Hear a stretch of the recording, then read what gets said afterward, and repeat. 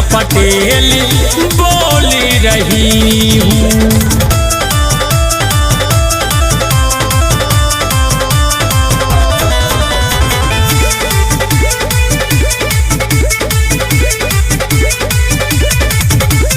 जिस मिट्टी में हम जन्मे वो अपनी जिम्मेदारी है, अपनी जिम्मेदारी है, अपनी जिम्मेदारी है।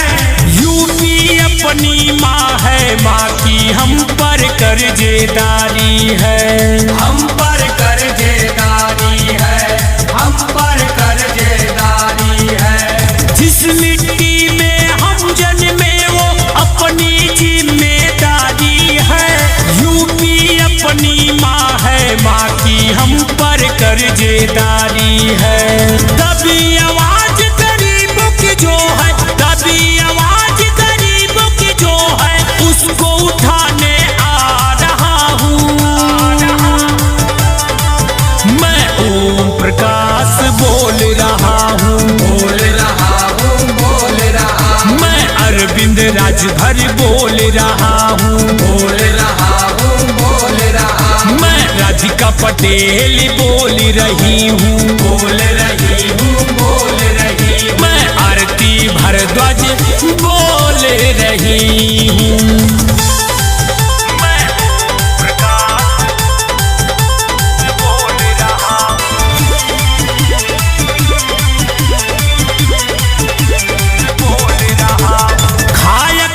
मैं घर घर तक शिक्षा का दीप जलाऊंगा, शिक्षा का दीप जलाऊंगा, शिक्षा का दीप जलाऊंगा।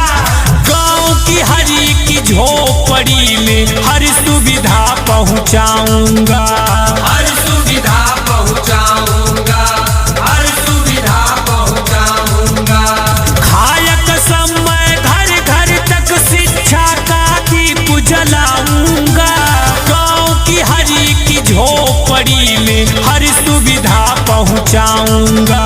बड़ी बेड़ियाँ पाँव में जो है, बड़ी बेड़ियाँ पाँव में जो है, उसको खोलने आ रहा हूँ। मैं ओम प्रकाश बोल रहा हूँ, बोल रहा हूँ, बोल रहा हूँ। मैं अरविंद राजभर बोल रहा हूँ, बोल रहा हूँ, बोल रहा हूँ। मैं राधिका पटेल बोल रही हूँ, बोल रही हूँ, बोल रही हूँ। मैं धर्म प्रकाश बोल रहा हूँ।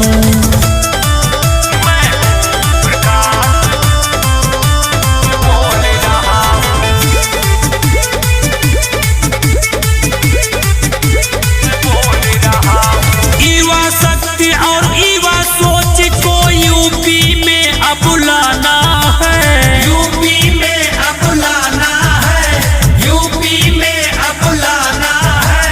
हर बहनों हर बेटियों की लाज मिल के बचाना है, लाज मिल के बचाना है, लाज मिल के बचाना है। युवा शक्ति और युवा सोच को यूपी में अब लाना है। हर बहनों हर बेटियों की लाज सबको बचाना है।